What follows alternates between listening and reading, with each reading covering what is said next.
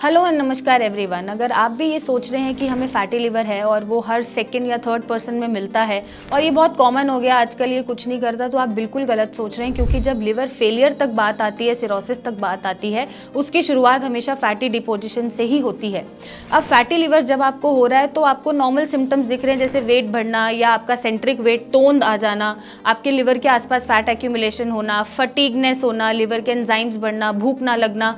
But जब आप इसको इग्नोर करते हैं और फैटी लिवर का प्रोग्रेशन होता रहता है तो उसके बाद जो स्टेज आती है वो आती है नैश की, जिसको हम नॉन अल्कोहलिक स्टेटोहेपेटाइटिस भी बोलते हैं। मतलब आपका लिवर में इन्फ्लेमेशन तो है, अब वो नॉन अल्कोहलिक है, अल्कोहल कोई वजह नहीं है उसके डैमेज की या स्कारिंग की या फैट डिपोजिशन की, बट लिवर का साइज बढ़ रहा है, सूजन है और आपका वेट गेन होता जा रहा है। और यहाँ पे भी जब आप अनट्रीटेड छोड़ देते हैं तो स्टेज आपकी फाइब्रोसिस में कन्वर्ट हो जाता है, जहाँ आपके लिवर के सेल्स और टिश्यू में स्कारिंग होती रहती है, कॉन्टिन्यूस इंजरी मिलती रहती है। अब जब इंजरी मिलती है तो आपके केपीए लेवल्स भी बढ़ना शुरू हो जाते हैं, जॉन्डिस भी मिलना शुरू हो जाता है, उल्टी जैसे सिम्टम्स बनते हैं या कई बार उल्टी में खून आ जाता है, लेटरिन में खून आ जाता है, वेट लॉस होना शुरू हो जाता है और आपको भूख लगनी बंद हो जाती है। बट यहाँ पे भी अगर आप अनट्रीटेड छोड़ देते हैं और समझ नहीं पाते हैं अपनी बॉडी के डायरेक्शंस को या इंडिकेशंस को, तो लिवर सिरोसिस बन जाता है, जहाँ पर एंड स्टेज लिवर डिसीज हम बोलते हैं, विच मीन्स कि लिवर यहाँ से रिवर्स नहीं हो सकता, परमानेंट डैमेज हो चुका है सेल्स और टिश्यूज में और आपकी बॉडी में पानी भर रहा है, सूजन आ रही है, साथ ही साथ आपको उल्टी में खून जा रहा है, लेटरिन में खून जा रहा है, पेट में दर्द हो रहा है और बहुत सारे सिम्टम्स जुड़ते चले जाते हैं जो आपकी हेल्थ को डिटोरिएट कर देते हैं।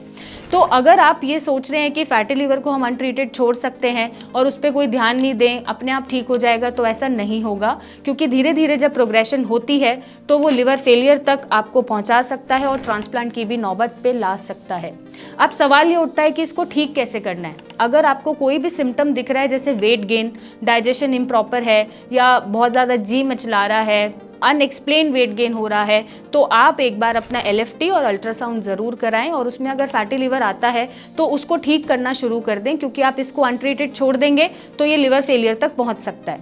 अब करना क्या है, डाइट में तो चेंजेस करने हैं, एक आइडियल वेट मेंटेन करना है। अगर ओवर वेट हो रहे हैं, ओबीज हो रहे हैं, तो वेट को घटाना शुरू करें, अपनी हाइट के हिसाब से वेट को गेन करें या वेट को मेंटेन करें। उसके बाद खाना पीना, जैसे बाहर का खाना, प्रोसेस फूड या फिर बहुत ज़्यादा चीनी, रिफाइंड चीज़ें, अनसैचुरेटेड फैट, इन सब चीज़ों को आप अवॉइड करें। और अगर सिम्टम्स बढ़ते ही रहते हैं तब भी कुछ हेल्प नहीं मिल पाती है, आपके लिवर सेल्स खुद को रीजनरेट नहीं कर पाते हैं, स्टिल फैटी लिवर बढ़ता रहता है, तो अपने आसपास एक्सपर्ट को ज़रूर कंसल्ट करें, डॉक्टर को कंसल्ट करें, ताकि वो एक सही अप्रोच के साथ, होलिस्टिक अप्रोच के साथ आपके फैटी लिवर को यहीं सॉर्टेड कर दे। क्योंकि अगर ये बढ़ता गया तो आपको पता भी नहीं चलेगा कब आपका लिवर फेलियर तक पहुंच गया है, एंड स्टेज आ गई है, और अब आप सोच रहे हैं कि तब हमने कुछ कर लिया होता, तो इस स्टेज पे हम नहीं आते। क्योंकि मेरे पास सारे पेशेंट जब आते हैं लिवर रिलेटेड तो वो यही बताते हैं कि सब अच्छा चल रहा था, ऑल ऑफ अ सडन हमें उल्टी हुई, भूख लगना बंद हुई, हम जब टेस्ट कराने पहुंचे तो हमें पता चला कि हमारा लिवर फेल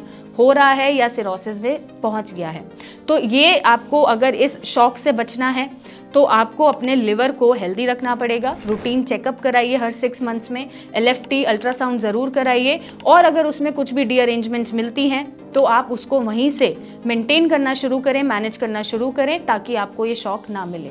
और अगर नहीं कर पा रहे हैं तो नीचे दिए गए नंबर पे मेरी टीम से बात करें, हमसे मिलने आएँ और अपने लिवर को ट्रांसप्लांट होने से बचाएं। Thank you and take care.